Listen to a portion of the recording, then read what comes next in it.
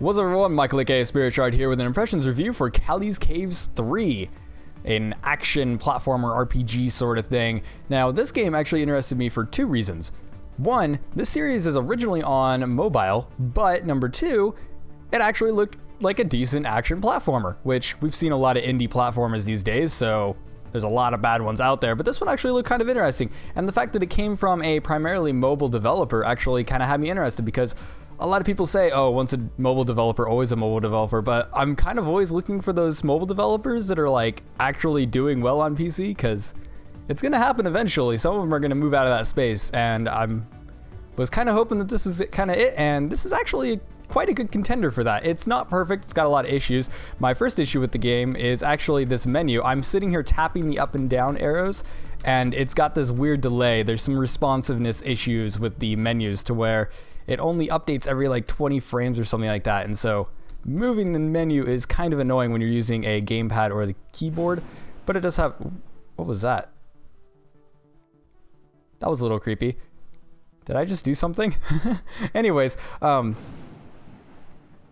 okay, we're just gonna click on the options. Anyways, it does have mouse support, so you can just click through the mouse. It doesn't highlight when you go over it, but oh well, you don't really need that. Anyways, options. So you got sound, off, low, and medium, and high, and then you got music. I'm gonna leave it on low because the music is really, really loud in this game for some reason, and the sounds are really, really quiet compared to the music. So I have music on low, and then sounds on high. Then you have erase data, which is you're gonna be reset in graphics. You just have your resolution. You got windowed and full screen. Full screen is dedicated, and I don't think there's a way to go borderless. I'm sure you could do it with a third-party program. This game isn't complicated to run, and so you could probably end up doing it that way if you need borderless, but I'm fine with having just dedicated full screen. I actually prefer it. And then it has windowed mode. These are your only resolutions that I've been able to see. I don't know if they go higher or lower or any other aspect ratios, so you might be stuck with those. Go ahead and go back. Oh wait, no, I think I wanted to hit resume. Whoops. Go back into the options. And then you got controls, which you can actually rebind all the controls, which is nice. Well, except for the left, right, enter, and map, which for some reason my map button doesn't actually work. I don't know why, so yeah, that's a thing. Anyways, there is a map in the game, but I won't be able to show you because my M key doesn't work. But everything else is rebindable, so these ones that you actually see the circle for. And then also the gamepad stuff, except for the D-pad and the pause and map, once again, are rebindable. Now, I would like to be able to rebind these, because if you're using the keyboard and you don't like using the arrow keys to move, and you'd rather have WASD, you can't exactly do that in this game, which kind of sucks. And then you have reset to defaults. And we'll go ahead, and that was the option, so we'll just go ahead and go into my game. Now, if you do end up picking this game up or play it and you hit start, it'll actually start you off right at the very beginning of the game, but don't worry because all your progress is actually saved. If I go ahead and hit enter, my map key doesn't work, and so I'll have to go to the options menu. If I go and hit enter when I'm in here, it'll actually bring up this stuff, and we'll talk about this stuff later. But I need to go into the map. Now, I'm just going to go ahead and, once again, this delay is super annoying, so I'm just going to use the mouse. I'm going to go to the latest area that I'm in. I'm on level 71, which one thing about that is if I go to the map again, real quick, each level is actually one of these little squares. And so the game actually boasts that it has like a ton of levels, but it's really just a bunch of small squares. So a little bit deceptive, but I'm fine with it. They're used to trying to sell on mobile, and so they're always like, hey, we need to like have this many levels, and you know, the tick boxes. Anyway, so here we are in the game. It is an action platformer with some RPG elements. So we actually have a jump. I actually have a triple jump already. It actually starts you off in the game with a double jump. Anyways, you're going to be running around jumping. You have a gun and you have a sword, and there's a bunch of mechanics that we use for that. And then there's going to be enemies all around. Now, starting off in this area was probably a bad idea because these enemies are actually quite tough. But basically, you're going to be jumping around, dodging enemies, and shooting them, and then cutting them up. Now, the interesting things about the melee... yeah, I forgot these guys exploded. I'm going to go to a different area, so... These are little checkpoint points, so you can actually teleport at any point to any of these checkpoints. So, those are quite nice. I wish my map key would work. I'm sure that's something they'll patch before release, because I am using a review version of the game. So, I think I'm going to go... No, maybe not there. I'm going to go here. Right. Yeah, let's go ahead and do that. The shop's really close too, so I can show that. Anyway, so you're going to be jumping around, and you collect these little coins that give you money that you use for upgrades. and then you're going to be shooting a lot of enemies, and you actually have a bunch of different weapons that you actually get too. So if I go ahead and hit this key, I can switch around to a bunch of different weapons. So here's an assault rifle. Now, one thing that's interesting about the melee mechanics is that a lot of these type of action platformers try and make melee like your primary kind of damage, and then they have ranged as kind of like a secondary. However, this game, it's kind of the opposite, as in the guns are actually what you're going to be mainly doing your damage with, unless you're using the assault rifle, which has absolutely no damage in my opinion. But basically, the melee is kind of a secondary, as in when you hit an enemy with a melee attack, it'll actually stun them, and then you can also use it to parry. Now, if I go ahead and find a guy with a gun, oh, I can't parry rockets, that doesn't work. We're going to have to find him in the next area, probably. Gonna go ahead and kill him real quick. There we go. Take that. So yeah, anyways, basically, this game does an interesting thing to where they kind of use melee as a secondary, which is interesting. You can actually parry bullets, so it takes a while to kill him with that. Yeah, so if he shoots at me, I can actually hit them with the sword. I don't even have to jump, actually. I can hit them with the sword and actually parry bullets back, and they use that mechanic quite a lot, and especially in the bosses. If you don't know about the parry mechanic or are really bad at it like me, I'm absolutely terrible at it, which is a problem with the hitboxes, actually, in my opinion. We'll talk about that in a minute. But yeah, basically, they end up using that a lot, so it's quite nice. And it actually adds an interesting element to it, to where instead of like trying to dodge bullets, you actually try to run into them and then hit them to kind of block them backwards. Now, I did mention we have a bunch of different bullets as well, or not bullets, but weapons as well. So I have rocket launcher, I have bombs, which you actually use for platforming segments. I have mines. Go ahead, put a mine over there. I have a bunch of different stuff. So I have a spike gun, which I can actually use to platform, which is quite cool. So one thing about all these weapons is, you know, I have a bunch of weapons, and you could say, oh yeah, cool, whatever, I'm going to be able to kill enemies with a bunch of different bullets. One thing that's actually kind of interesting about this game is that they decided to make it so that guns actually have uses, like different, like platforming uses. And so this spike gun, I can actually shoot these spikes and use them as platforms, and you actually have to use that later on in the game to where there's certain areas to where you can't actually climb up them. And if I just wanted to mess around, I can be like, I want to chill up here. This is my new hiding spot. Oh wait, nope, I can't stick right there. Let me find another one. Find another spot. But basically, they have it so that like the spikes will actually act as platforms. They have the flamethrower, which will destroy wooden boxes. They have the bombs, which can be destroyed. Oops, I actually went backwards. Didn't mean to do that. They have the bombs, which destroy special blocks, and so on and so forth. And so far in the game, they've only introduced 3 weapons that do anything. They also got all the different weapons actually do different things as well. So the boomerang will slowly bow out and actually hit them on the way back as well. Probably shouldn't use that. And each different weapon actually levels as well. So if you look up in the top right, you can actually see what weapon I'm using. Oh, and I just upgraded this one. That's handy. So once you upgrade a weapon, it actually shows this thing. It's like, oh, bigger spikes. I like bigger spikes. So yeah, now I have bigger spikes. So that means they create bigger platforms. And each kind of gun has the different mechanics. And so the spikes actually act as like a solid object, which means they also stop bullets and rockets and stuff like that. So if you're like going up against one of the guys that shoots rockets, you can actually just shoot a spike right through it and it'll blow up all the rockets on the way. Or if there are bullets that keep getting in your way, it'll actually just end up mass murdering the bullets and then going ahead and damaging everything behind it, which is actually quite cool. And so far, though, the pistol has been my favorite weapon because you can actually just press it as fast as you possibly can. So as fast as the game updates, yeah, you can do a lot of damage. And then there's also other upgrades which you can get at the shop. And so here is actually a bunch of consumables that you can actually use to like regenerate health. You see, I have a ton of little hearts. As you can see, the pink hearts on the screen. And I can actually buy an upgrade, I think. Can I buy any of these upgrades? No, I don't think so. But basically, there's pretty much 3 upgrades that you're going to get, like 3 primary upgrades. There's going to be your sword increase, which is going to increase your melee damage and the size of your weapon. Then you get health regen, which I obviously unlocked the first class of that. Then you get the thing that I would actually recommend getting first, and the game actually recommends it too, is the coin multiplier, which actually increases the amount of coins you get. And then you have all these consumables. And then you also, if we go down here to the weapons, sorry, this menu is really hard to navigate. I'm just going to use the mouse from now on. And then weapons can actually get special effects. Now, I haven't actually built up enough to get these because these are super expensive, like 350,000. That's kind of a lot. But you can actually get abilities onto your weapons to kind of make them do different things. And so, like, if I go back in here, I can make the pistol freeze enemies, or I can make it shock enemies. And what freeze does is it actually freezes them in place, kind of like the sword does when you hit them, except it does a freeze effect. And so they're basically frozen for a second. So it's a good idea to get these if you're having trouble with enemies just walking into you, which I'm going to end up talking about right after this. And then we have electro rifles and You also have poison, which inflicts damage over time, and then the electric one, I think, does a lot of damage at one point. I haven't actually seen that one be used yet. I didn't find a video. And then there's also fire, which I think does what... Oh, wait, no, it makes an explosion, I think. I don't know. I haven't been able to get these yet because they're quite expensive.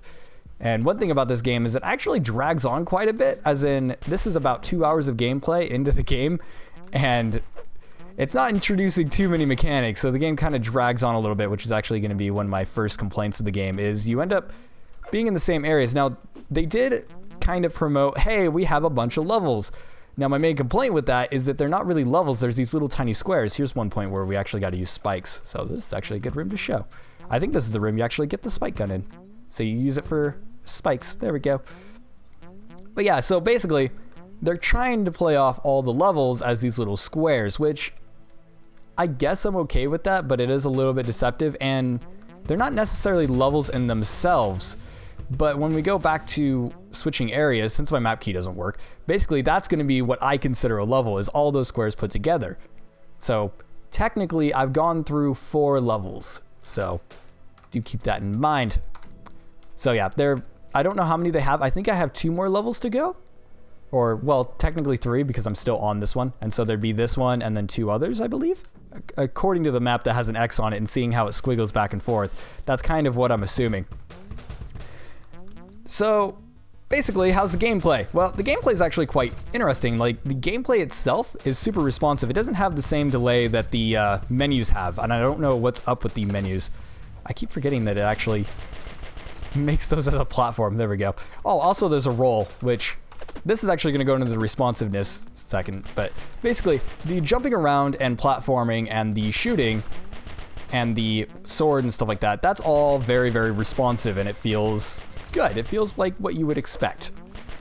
One of the things that doesn't, however, is things like the hitboxes, which is a major complaint that I have with this game. Every hitbox in the game is actually a square, and I don't know if I can show you particularly on here, but basically, if you get hit in that square, then you're going to take damage. And so it doesn't curve at the edges and stuff like that. A lot of newer platformers have been getting into that habit of making it so that not all of their hitboxes are square. And there's a reason for that, because there's been a lot of points to where a sprite will be circle, it'll be oval, or something along those lines, and it'll hit me unexpectedly. And it just breaks the flow of the game, and it feels very unfair. And I've died to it multiple times because, like, for example, there's this one boss, because there is bosses in this game. We'll end up trying to visit one of them soon. I don't know if the bosses actually respawn or not, so we might not be able to, but I'm going to try. I should actually head that direction now.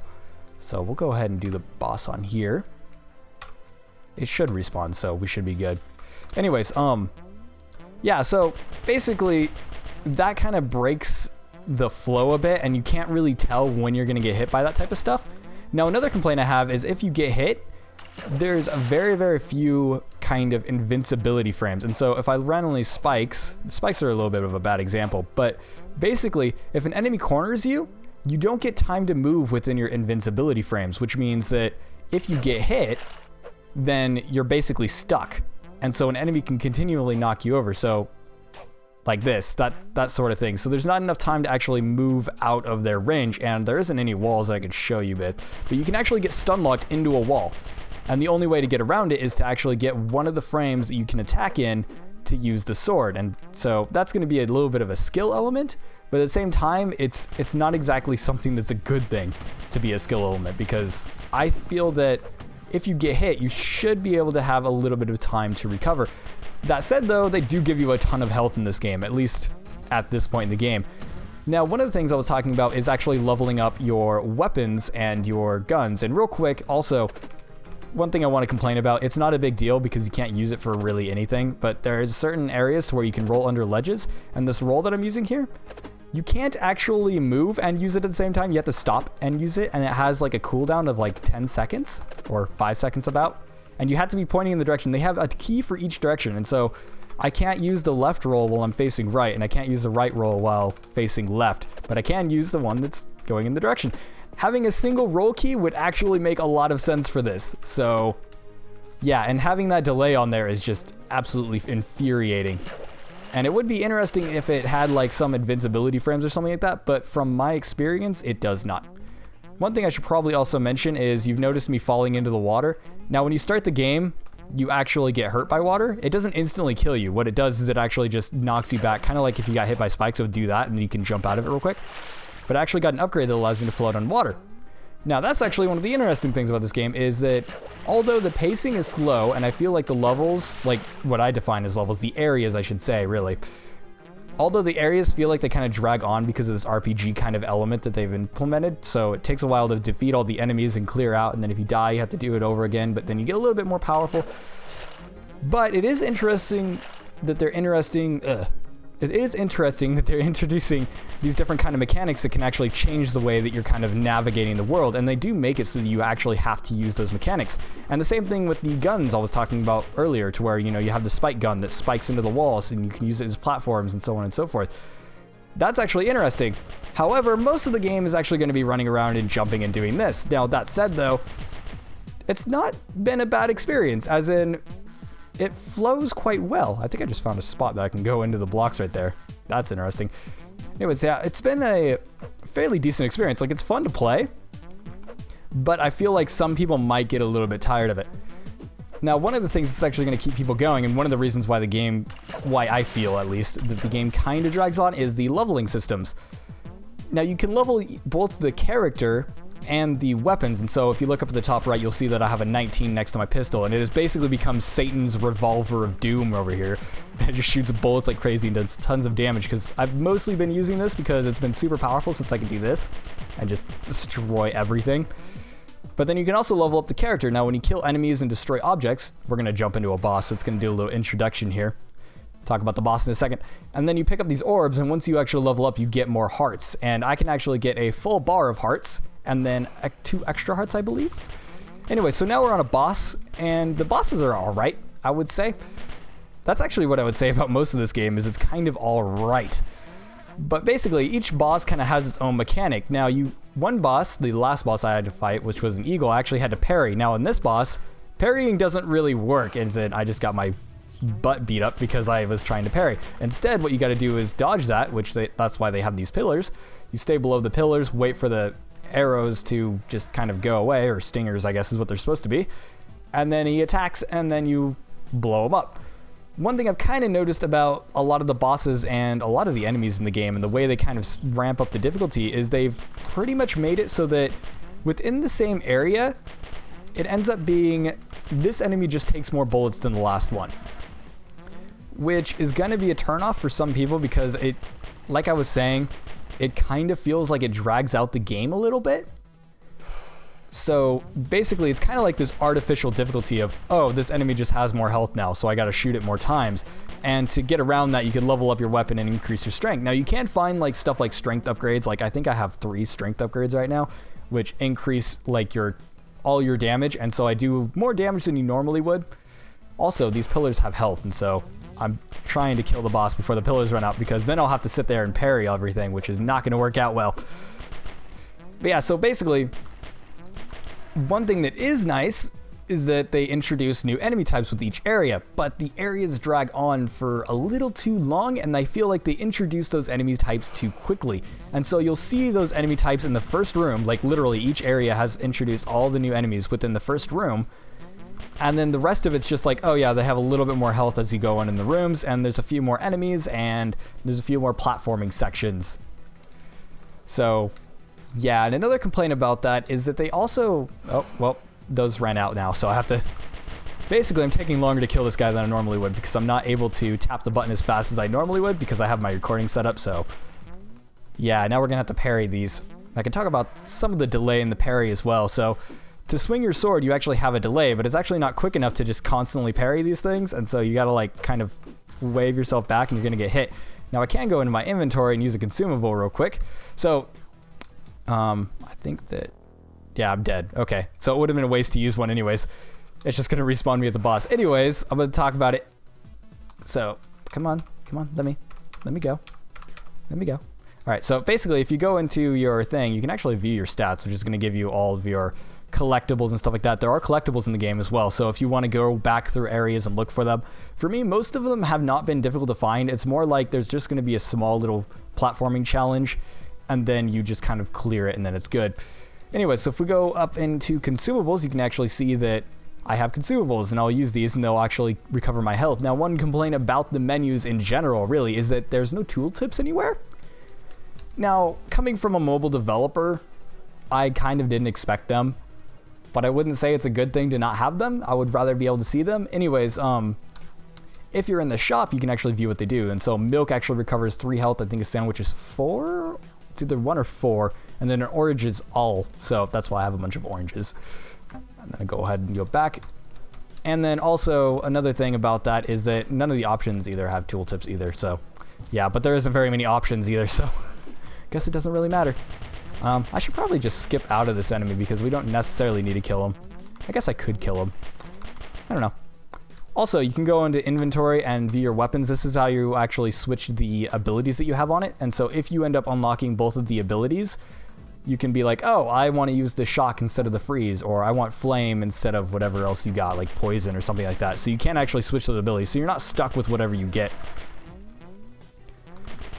So another thing about this game is one thing that's actually kind of nice is the way that the kind of, I guess, the deaths work in this game. I'm just going to skip out of this enemy, so we'll go back to where I was.